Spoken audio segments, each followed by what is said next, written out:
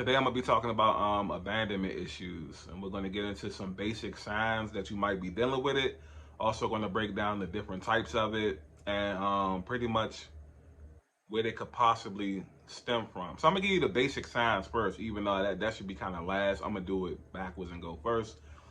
Um, Giving too much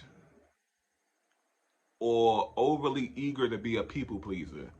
That's a sign of an abandonment issue. You want to make everybody happy out of fear that if you don't, people will leave your side, people won't be around you, people won't give you that what's the word I'm looking for, validity that you seek. You know what I'm saying?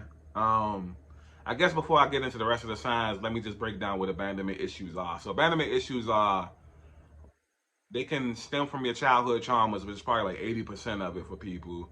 You can develop them in adulthood, maybe through like divorce or maybe through like death of like your significant other or best friend or something like that. The same can happen in your childhood too, but childhood, the branches on the tree extend a little bit more further because your parents can have a lot to do with it. You know, obviously your parents could die or your parents could neglect you or something like that. And then there's a whole another aspect of it where, you know, your parents are super strict on you, want you to be the perfect kid, they critique everything you do. That whole other side, basically like the mental abuse aspect of it, maybe physical abuse, emotional abuse, or the opposite. They won't let you show no emotion at all. You know what I'm saying? Um, so another basic sign is that you have trouble trusting your partner's intentions.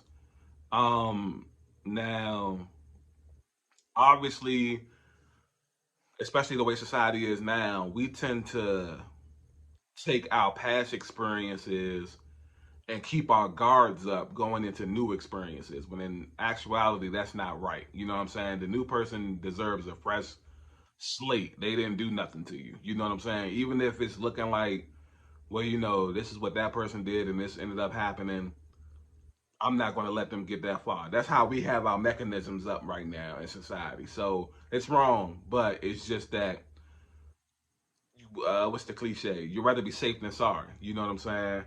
Um, Having difficulty in feeling intimate emotionally.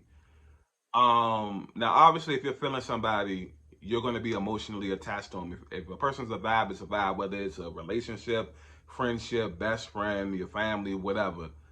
Where this comes into play is that because of your past traumas, you'll tend to be inconsistent. And that's because you understand that maybe this situation is good, but then one day you might wake up and you just have automatically have your guard up. You know what I'm saying? Like, it's hard for you to just keep your guard down all the time because of what you've been through. And rightfully so. It's not right, but it's understandable why that happens.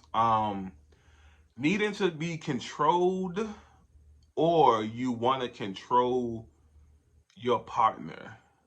Um Now, unless y'all into like this, unless y'all into that kinky stuff, then cool.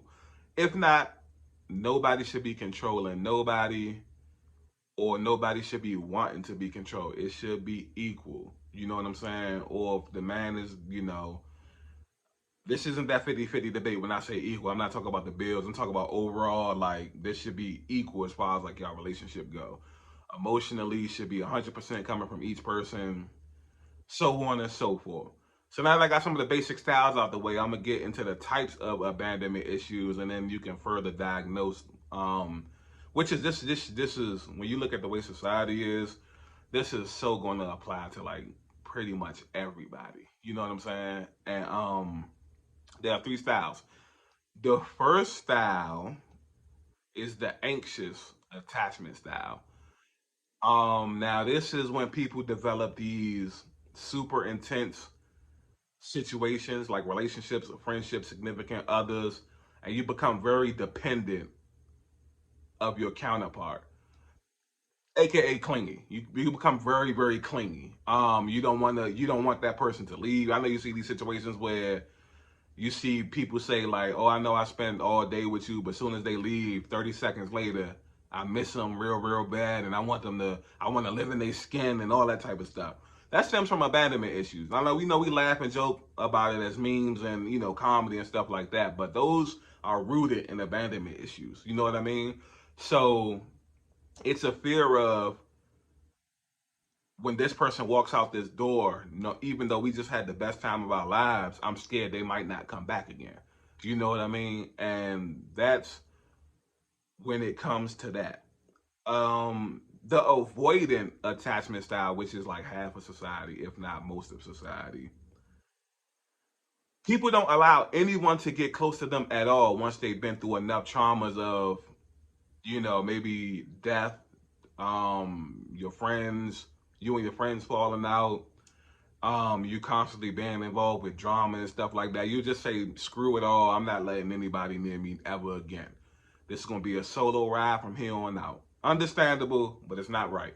It's abandonment issues, and you can't get help for all of this stuff to reverse your mindset and get you back to where you were before all the past traumas, if you're really willing to put in that work. It's a lot of hard work to do that, but if you're willing to do it, then cool. And then we have the last one, which is disorganized attachment style. This is what I spoke on earlier. This is the one where you're kind of halfway in, halfway out about things. You know what I'm saying? Like one day you'll be all in, and then the next day you're like, I don't know if I like this. You know what I'm saying? And then the next day you'll be like, it's not that bad. And then so you're just inconsistent. You're like basically programming yourself to be inconsistent or whatever. It comes down to like anxiety, insecurity, anger, trust issues, overthinking, constant suspicion. A lot of these can stem from abandonment issues. Now, don't get me wrong, that you can have some of that stuff without having abandonment issues. You know how life is.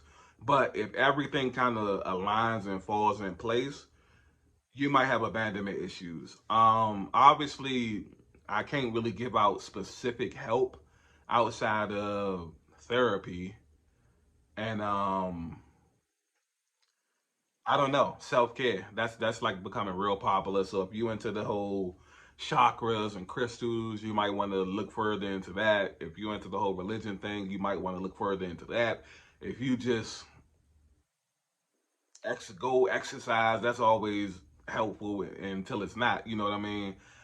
But yeah, therapy, professional help, friendship help, whatever. Somebody who you can trust and confide in without feeling like you're being judged. And if that's nobody, then sometimes you gotta do it yourself. You know what I'm saying? Now, if you don't trust and confide in yourself, then something's wrong on another level. You know what I mean?